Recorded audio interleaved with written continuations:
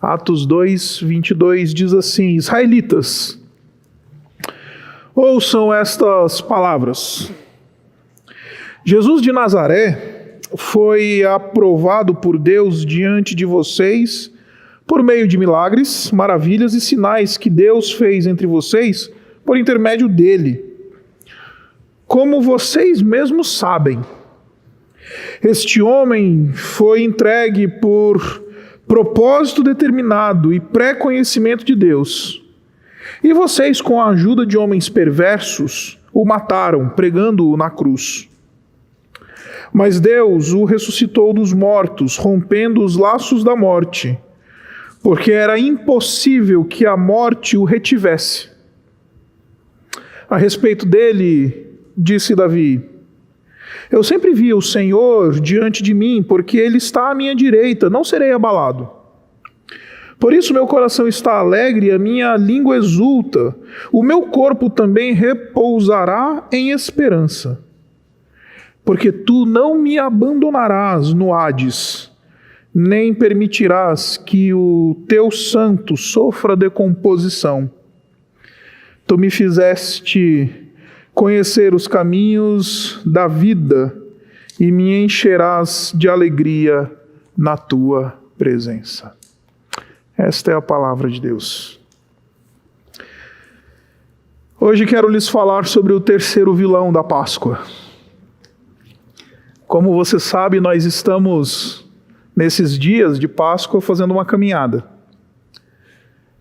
Na quinta-feira nós conversamos sobre o primeiro vilão, sobre Judas, e descobrimos que a gente tem uma tendência dentro de nós para sermos Judas e eventualmente nos permitimos ser levados para dentro da caverna escura que Judas vive. Jesus nos ensina a lidar com Judas, chamando ele para a mesa. Jesus nos ensina a lidar com Judas, falando: toma o pão, come o pão e bebe o cálice. Ontem nós falamos sobre Pilatos, como esse paradigma de uma espiritualidade cínica. Como esse que diz: Jesus Nazareno, rei dos judeus, mas não vive como se Jesus fosse rei. Ontem descobrimos que Pilatos é muito mais sobre cada um de nós do que propriamente um vilão na história da Páscoa. No sábado, Jesus está no túmulo. Jesus está no sepulcro. Eventualmente, não tem vilão no sábado. Eventualmente, quando a gente lê a narrativa da Páscoa, a história nos evangelhos, é difícil encontrar quem que é o vilão do sábado. Quem que é o vilão? Alguns poderiam dizer: são os soldados que estão guardando a sepultura. Outros poderiam dizer: talvez seja a liderança de Jerusalém, de Israel, que foi procurar Pilatos e disse: olha, é possível aí que os discípulos desse tal Jesus que foi crucificado, eles roubem o corpo de Jesus e digam aí que ele ressuscitou. Então mantém aí uma guarda noturna nesse sepulcro, sela bem esse sepulcro, para que eles não façam não inventem nenhuma historinha, e que então a gente garanta que esse que nós acabamos de crucificar fique lá. De fato, são vilões. Mas o grande vilão, o maior vilão do sábado, é o sepulcro. É o Hades.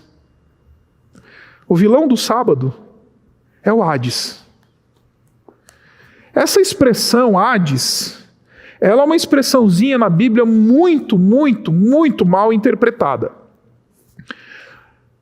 Porque ela tem um campo semântico bastante vasto.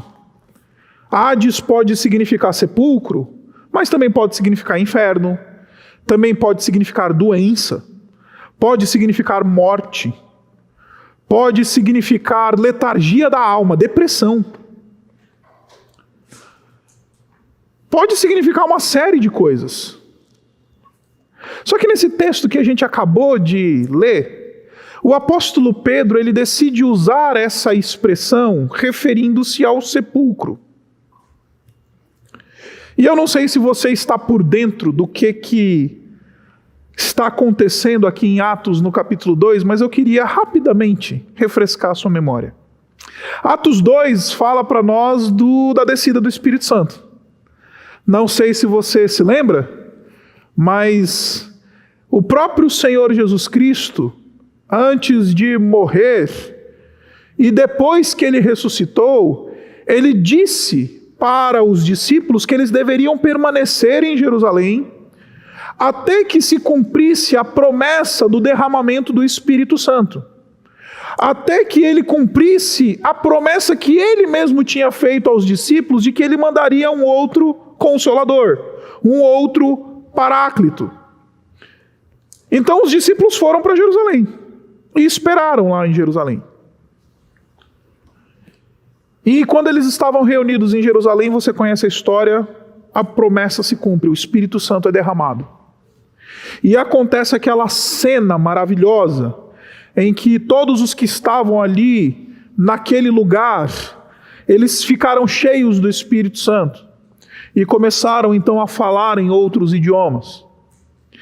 E um som de vento muito forte, um estrondo muito forte, ele atraiu a atenção de todos os judeus que estavam ali naquele período, por causa das festividades religiosas que estavam acontecendo em Israel por conta da festa do Pentecoste.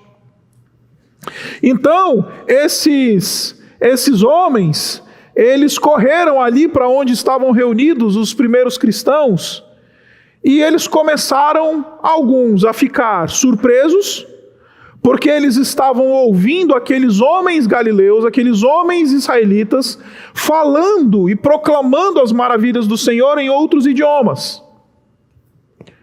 Enquanto outros reagiram de uma maneira bastante negativa e falaram assim: está todo mundo bêbado.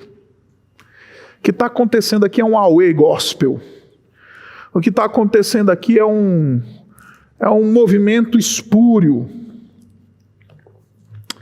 E nesse momento, o apóstolo Pedro ele se levanta para pregar, cheio do Espírito Santo.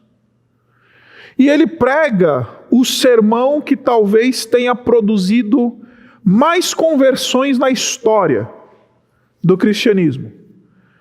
Porque nesta altura do campeonato, este grupo, que era um grupelho de alguns, existe uma estimativa se esse grupo vai variar entre 50 e 120 pessoas.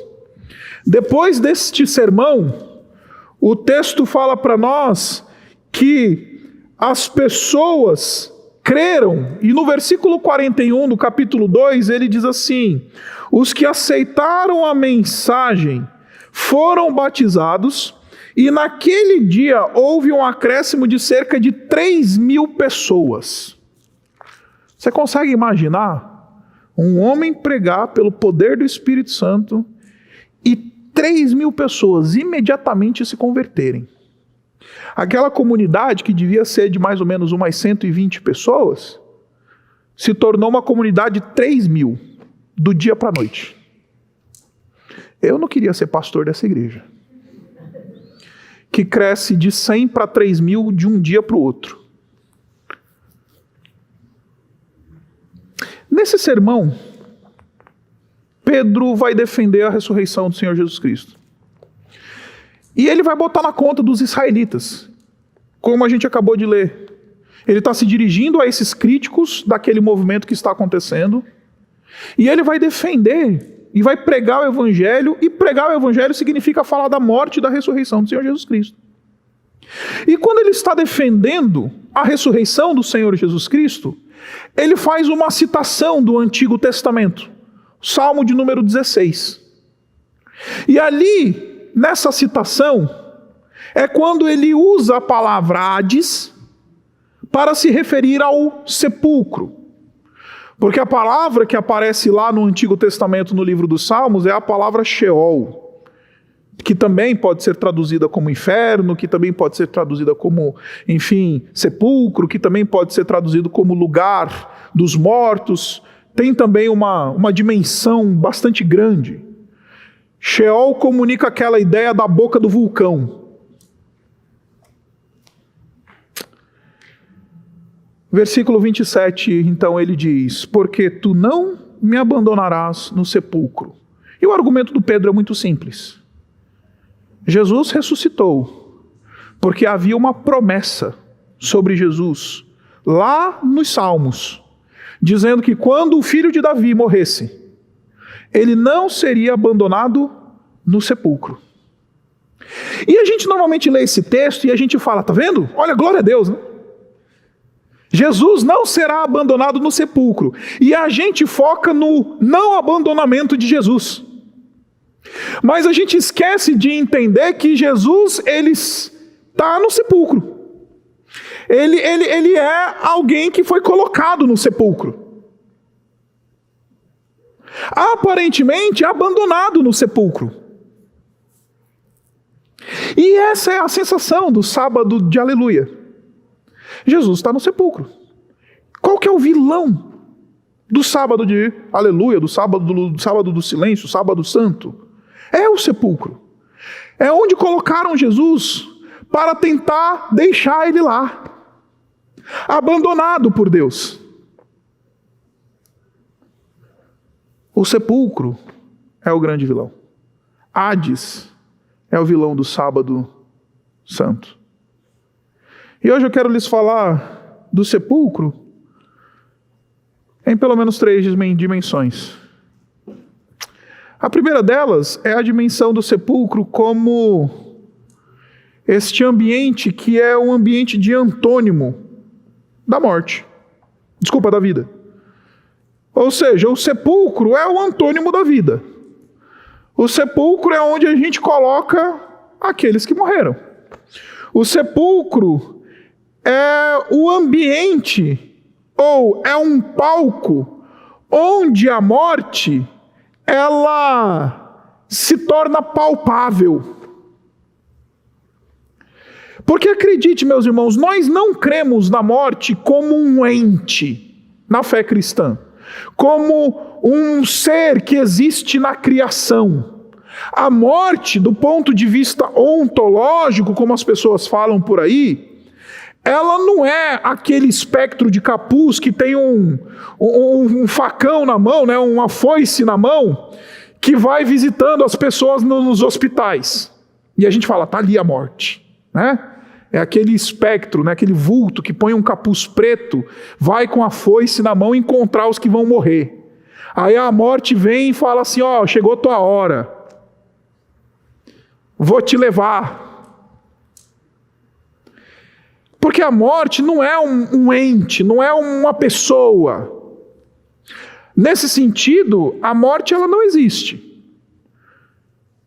A morte, ela precisa de um parasita para se manifestar, para se materializar, para ser reconhecida. A morte precisa de um corpo. A morte precisa de um ambiente para que ela possa ser percebida. Eu lembro que a minha avó, ela era super supersticiosa. Ela era muito supersticiosa. Ela era uma mulher cheia de superstições. E era muito interessante, porque a minha avó ela achava que o mal, a morte, essas coisas que nós entendemos como que não existem em si, não existe um ser chamado morte. Então a minha avó, ela falava assim para os netos, falava assim, ó, neto, não saia à noite de casa depois da janta, depois que inclusive você já tomou banho, por quê? Porque lá fora o sereno vai te pegar, o mal vai te pegar, a morte está lá fora. Como se a morte fosse aquele bicho que está lá fora, né? Esperando a gente sair de casa. Mas ela falava isso, nem sei se era muito por superstição, era porque ela não queria que a gente voltasse para a rua depois do jantar para voltar para casa suado, à noite, ficar brincando na rua à noite. Aí ela falava, o sereno vai te pegar. Você vai morrer, você vai ficar doente. Porque lá fora está a morte, esperando com a sua foice para te encontrar. Não. A morte precisa de um parasita. E onde a morte mais se manifesta, onde a morte se torna palpável, é no sepulcro. O sepulcro é o palco da morte. O sepulcro é a materialização da morte. O sepulcro é onde a morte abraça e não solta. O sepulcro é esse lugar onde a morte reina. O sepulcro é a prisão, é o calabouço da morte. E por que eu estou falando isso? Porque se o sepulcro é o calabouço da morte, uma coisa que a gente precisa entender é que não convém a coisas vivas estarem no sepulcro. Não convém a pessoas vivas estarem no sepulcro. Não convém aos vivos o sepulcro. Só aos mortos. Eu lembro que a minha experiência pastoral, ela me conduziu um dia a acompanhar uma família da igreja que eu era líder, num processo de exumação de uma sepultura.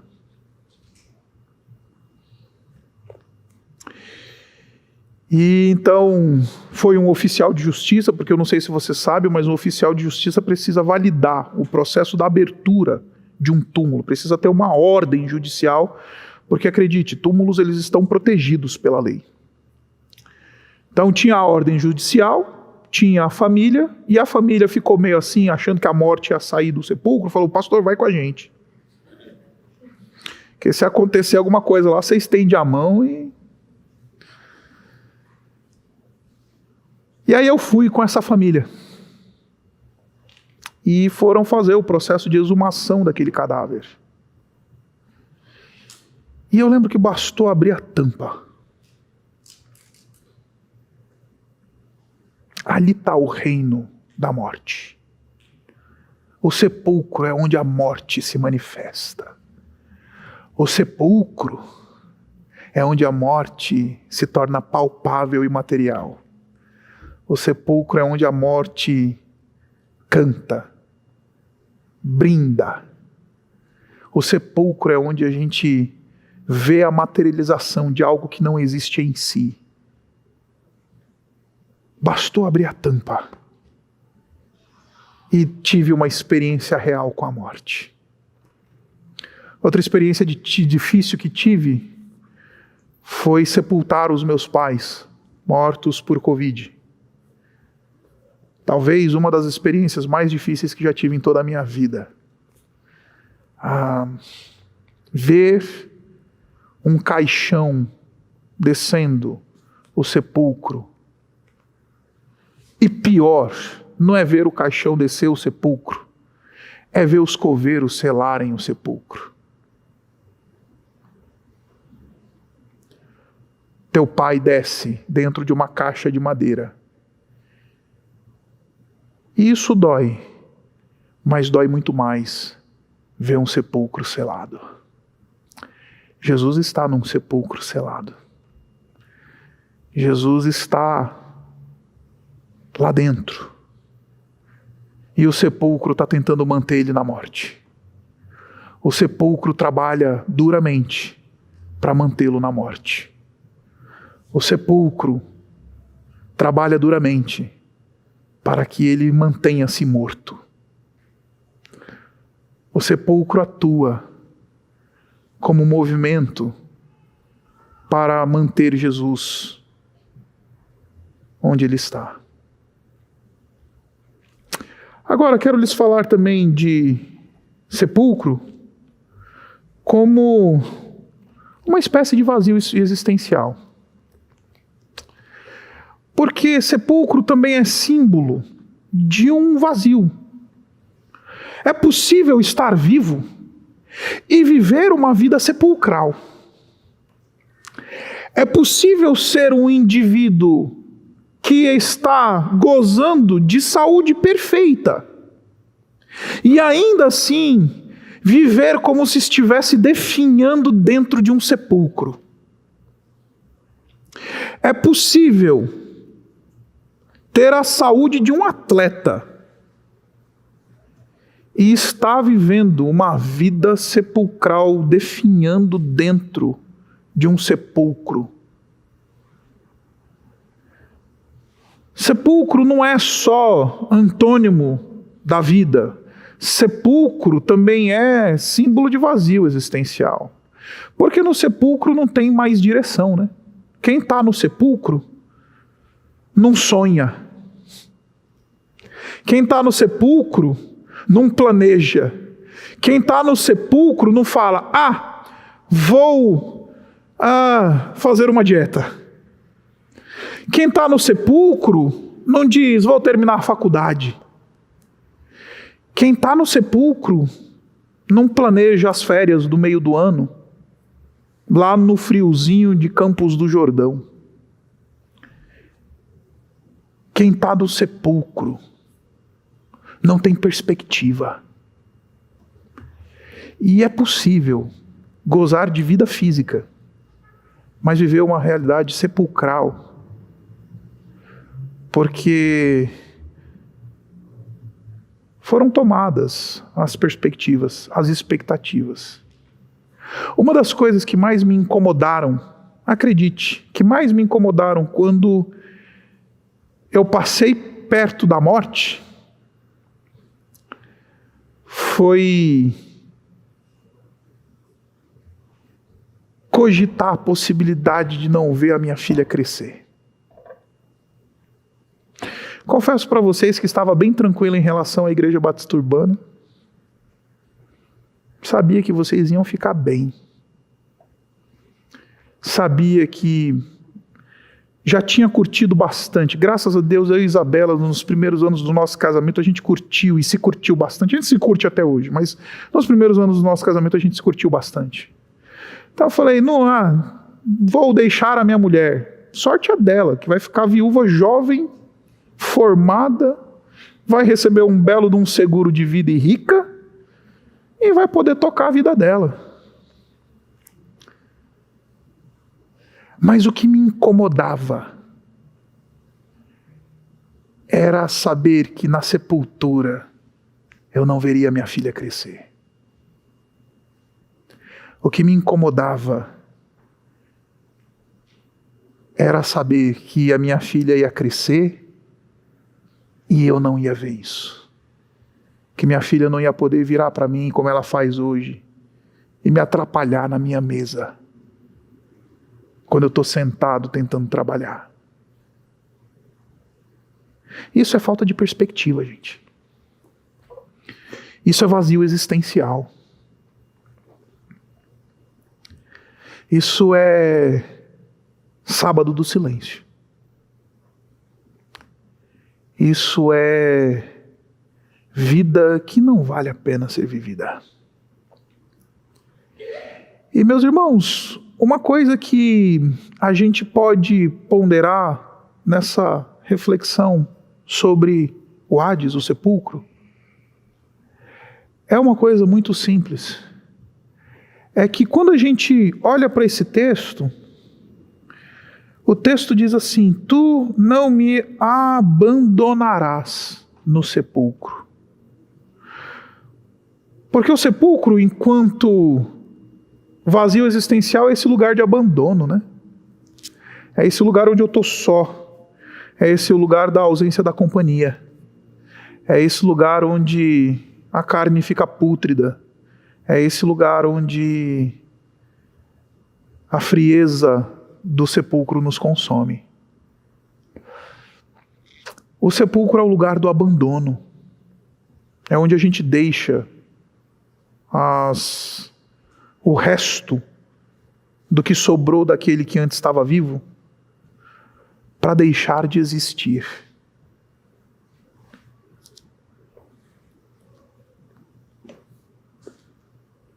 Acredite, tem gente que está vivendo essa vida. Eu ouso dizer que tem crentes que vivem um eterno sábado de aleluia, sem perspectiva, lacrados no sepulcro. Não é só o pessoal que está lá no mundão, não. Não é só o pessoal que está lá na vida lá fora. Não é só o pessoal que se entregou à sua morte em seus delitos e pecados. Tem gente que diz crer naquele que saiu do sepulcro, mas vive uma vida sepulcral. Porque permitiu que o pecado lhe degenerasse. Porque permitiu que a falta de fé lhe consumisse. Porque permitiu que